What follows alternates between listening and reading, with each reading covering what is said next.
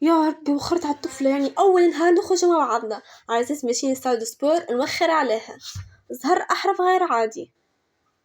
توخا في ساعة نزرب كيفاه لا تفوتنا الكار المحنونة ولا هي التاكسي تو فماش نقل. سامحني انتي تو على الجاية تو فهمت على الجاية تو، يعني انا استنفيك عندي ربع ساعة وانتي سيادتك جاية تتمرخى المرة الجاية بلا اذب بروحك، يعني من اول نهار تعطي لها هكا. المهم ما جيتش حتى كار لواج تاكسي ما فما حتى شي، ما انا على الاقل نستنى مع بعضنا كيكا، يعني انا جيت هاي نستنى. الحمد لله يا ربي فما تاكسي الحمد لله، انا حل الباب من الاول مش هيك مبروك A عالصباح. few moments later. واخيرا وصلنا لنا يعني صد سبور مزيانة دي على الاخر فيه احسن موديل. وين داخلة مدام يجي هنا؟ انا اسمي جو كاتاشي، هذيك الابونمون متاعي مدام، يعني مدام الابونمون عملتها عندي جمعة تقريبا. وانتي زين ما عندك ابونمون؟ لا انا ما عنديش راه ابونمون ما كيكا باكش يعملوا لي ابونمون ولا يدخلوا لي بلاش هكاك. المهم كيف نعمل الابونمون؟ مادام ما تتقلقش ميسالش نعملولك لابونمون ساهلة ما فيها شي، غير استنى لنا عطينا معطياتك الشخصية ونعملك ابونمون وتمشي ترينا مع صاحبتك. مادام كانت حبيتي تمشي بدل دفشك ودخلت عليك صاحبتك. المهم عمل لي هالاوراق خاطر لازم تعملهم لي، وشوف المعطيات باش تلقاهم غادي، يعني هذوكم سياسات المستخدم او سياسات المكان. هاي نمشي نترينو. استنى شنو هذه الياجورة شعمل بها زعم لحظة، وريك استخدامات هذه الياجورة هذه يرموها على القهوة يهبطوها، وساعات ينجموا راهو ينقصوا فوقها تمارك كيف هذا كيف استنى. انت نورمال ما تعرفيهاش راهو الحكاية نورمال. هذه اللخ متريني يعني بالكدا يعني كل نهار حركة ما تعرفونيش.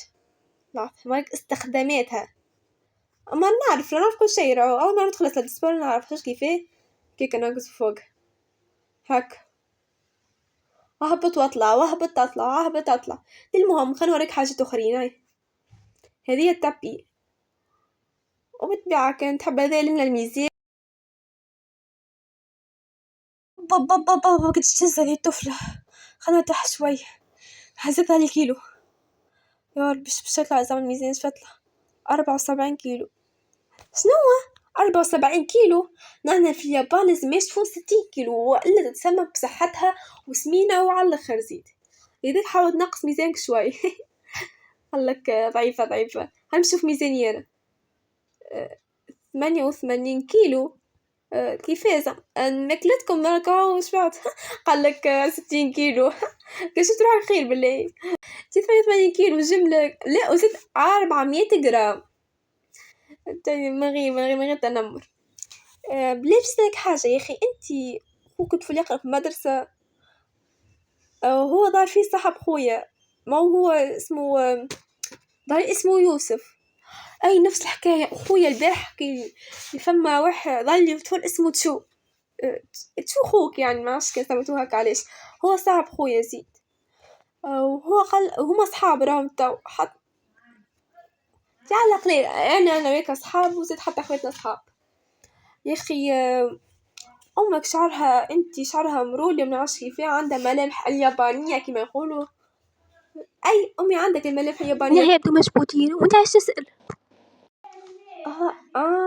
اي اما مش نفس الطبيعه تقريبا وزيد حتى مش نفس الشكل مشابوش لبعضنا. تي هكاك مشابوش انا وامي من جمله مشابوش جمله. الحمد لله تو روحنا تعبت حرقت بس سعرات حرارية كما يقولوا. هاي نمشي نروح وراني تعبت حاب نمشي نفطر. أمي فاش تعمل هنا؟ بنتي أنا كنت ندور أنا وأنتي فاش تعمل تو؟ تاتا أنا اسمي جو، أنا جاتكم يابانية جيت عندي جماعة. بالطبيعة حبيت نسلم عليك يعني بمناسبة إنه بنتك يا صاحبتي.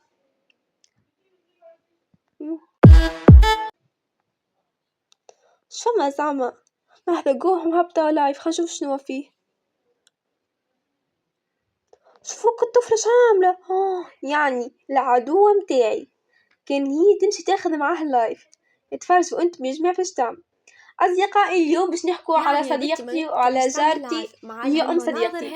هذه الجارة الغير عادية المسؤولة وغير عادية بالحق. نشوفوا اليوم أمي فاش تعمل لهنا. فاش كيف لا وزيت عامله معاك وجاي تصور شكون تحكي على ام صاحبتي راهي فاش تحكي. سامحني وانتي تو علاش تعيط بالله علاش تعيط كل تحيات مع بنتي ايش مدخلك انا تو نقص مع الطفله يعني هذيك شفت ما صورتيش منك انت ما صورتها منك بنتي. عندي برشا شو مدخلك شنو هذيك المراه فاش تعمل غادي وشكون هي قلق هذوكم جيران هذيك جارتنا الجيران تعاركوا مع بعضهم يعني فهمت مش متفاهمين ظاهر تي هاي مش متفاهمين جملة ظاهر الحكاية واش كيفاه ايش بنعملوا نحنا تو بدو يتعاركوا بالقوي ظاهر ايش بنعملوا ننصحك احسن حل هي نهربوا كيف تفهم شنو استنى يعني مشاكل الكبار في لسه ما تتحل لازم ياخذوا وقت مع بعضهم ويرتاحوا ويعملوا جو